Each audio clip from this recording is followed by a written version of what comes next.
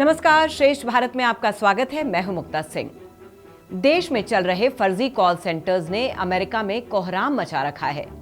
वक्त वक्त पर इस तरह के फर्जी कॉल सेंटर्स पकड़े जाते हैं, लेकिन जेल से बाहर निकलने के बाद ये फिर से अपना काम शुरू कर देते हैं।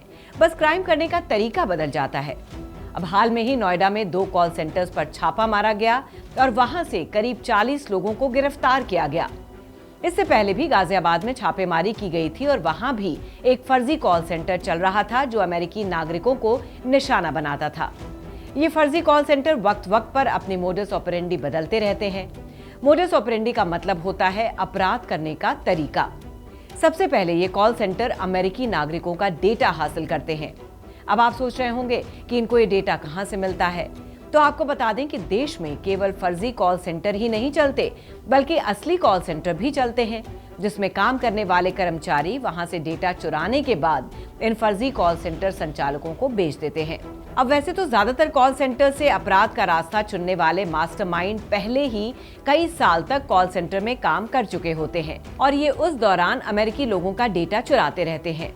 जब ये अपना धंधा शुरू करते हैं तो उसी डेटा का इस्तेमाल करते हैं या फिर डेटा खरीद लेते हैं। अब अमेरिकी लोगों से धोखाधड़ी करने के भी तरीके हैं।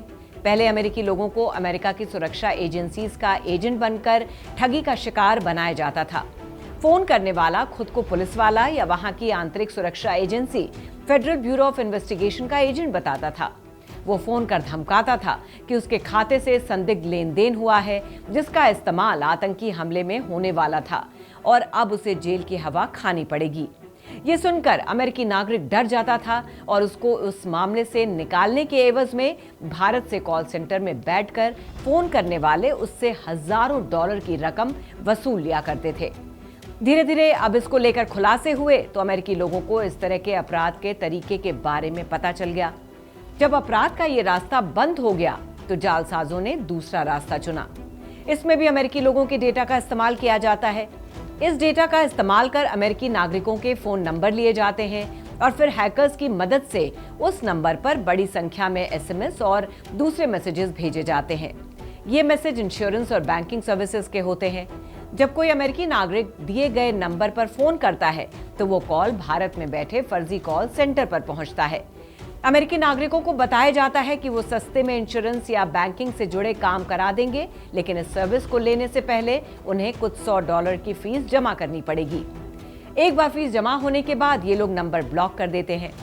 अमेरिकी नागरिकों से फर्जीवाड़े का धंधा इतना बड़ा है कि हाल में ही जब ग्रेटर नोएडा वेस्ट के एक फ्लैट पर छापेमारी की गई तो कॉल सेंटर चलाने वाले के पास से पुलिस ने 8 गाड़ियां जब्त की, जिसमें मर्सिडीज, टक्सन, MG हेक्टर और स्कोडा जैसी महंगी गाड़ियां शामिल थीं।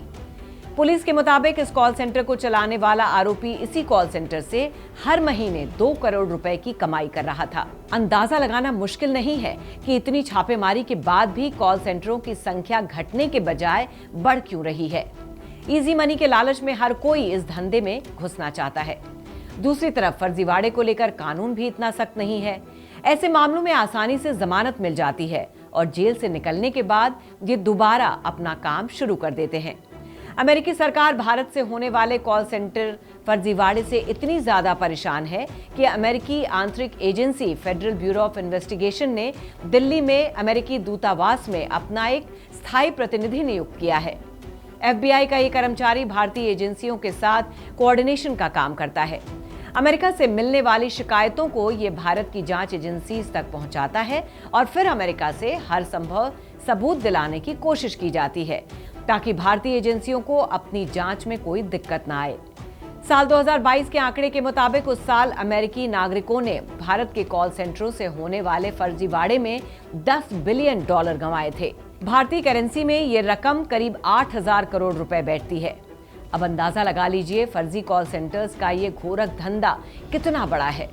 देश भर में इस तरह के कॉल सेंटर्स पकड़े जाते हैं, लेकिन दिल्ली NCR में इनकी संख्या काफी ज्यादा है। इस मामले में एक चौंकाने वाला आंकड़ा भी सामने आया है, जिसमें बताया गया है कि साल 2021 में अमेरिका में 8.5 लाख लोगों ने FBI की वेबसाइट पर शिकायत दर्ज की है, जबकि साल 2022 में 7,80,000 शिकायतें दर्ज कराई गईं। इतनी बड़ी संख्या में अगर शिकायतें मिल रही हैं तो लाखों लोगों की संख्या ऐसी भी होगी जिन्होंने ठगी की शिकायत दर्ज ही नहीं कराई होगी। इस पूरे फर्जीवाड़े को रोकने का बस एक ही तरीका है कि इस तरह के फ्रॉड मामलों में सख्त कानून बनाए जाए, ताकि एक बार जेल जाने के बाद फर्जीवाड़ा करने वालों को लंबे वक्त तक जेल में वक्त गुजारना पड़े। तो फिलहाल की इस खबर में बस इतना ही। बाकी खबरों के लिए देखते रहिए श्रेष्ठ भारत। श्रेष्ठ भारत पर खबरों से जुड़े रहने के लिए चैनल को सब्सक्राइब करें, बेल आइकन दबाएं और देखते रहें श्रेष्ठ भारत।